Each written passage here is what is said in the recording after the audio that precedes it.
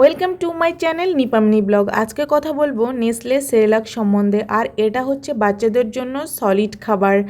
আর এটার উপকারিতা কি, খাওয়ার নিয়ম, কত মাস বয়সের বাচ্চাদের খাওয়াতে হয়, আর এর কোনো পার্শ্ব প্রতিক্রিয়া আছে কিনা, এই নিয়ে আজকের ভিডিওতে আলোচনা করব।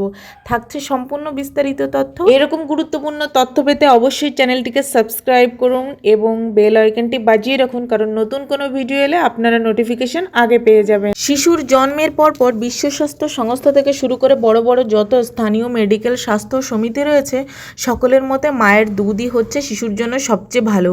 কিন্তু শিশুর যখন 6 মাস পূর্ণ হয়ে যায় তখন তাকে সলিড খাবার দিতে হয়। সলিড খাবারের মধ্যে পড়ে খিচুড়ি, বাড়িতে বানানো সেরেলাক এবং দুধ, সুজি, বিভিন্ন ধরনের অল্প অল্প করে ফ্রুটস, সবগুলোই পড়ে। কিন্তু নেসলের এই সেরেলাক হচ্ছে খুবই ভালো, নাম্বার 1। আর এটার দাম হচ্ছে মাত্র 330। শিশুর বেড়ে ওঠার জন্য যে সকল পুষ্টি উপাদান দরকার তা সঠিকভাবে নিয়ন্ত্রণ করে এই সেরেলাক। এতে প্রয়োজনীয় পুষ্টি উপাদান সমূহ রয়েছে energy, protein, carbohydrate, fat, fibre, vitamin, iron, calcium, magnesium, sodium chloride, potassium, zinc এবং আরও ভিটামিন, মিনারেল, যা শিশুর বেড়ে ওঠাতে অত্যন্ত উপকারী ও দরকারি। আপনারা আপনাদের শিশুকে এটা সকাল বিকাল দুবেলা খাওয়াতে পারেন, তাতে পেটও ভরবে, পুষ্টিও পাবে। আপনারা নিঃসন্দেহে এই সেরেলাক আপনাদের বাচ্চাদের খাওয়াতে পারেন। আমার চ্যানেলে রয়েছে কিভাবে বাড়িতে সেরেলাক বানাতে হয়। আপনারা যদি দেখতে চান অবশ্যই ডেসক্রিপশন বক্স একবার চেক আউট করে নিতে পারেন।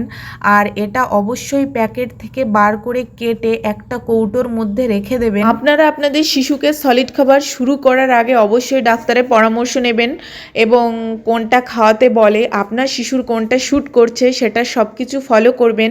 আমি একবার দেখিয়ে দিচ্ছি এটা কিভাবে বানাতে হয়। আমি একটু উষ্ণ গরম দুধ নিয়ে নিয়েছিলাম আর তার মধ্যে আমি 1 চামচ সেরেলাক দিয়ে দিয়েছি। এবার আমি এটা খাইয়ে দেখাচ্ছি। আমার বাচ্চার যেহেতু 1 বছর বয়স, আর আপনাদের শিশুর বয়সের পরিমাণ অনুযায়ী খাওয়াবেন। তো thanks for watching, love you all, bye by.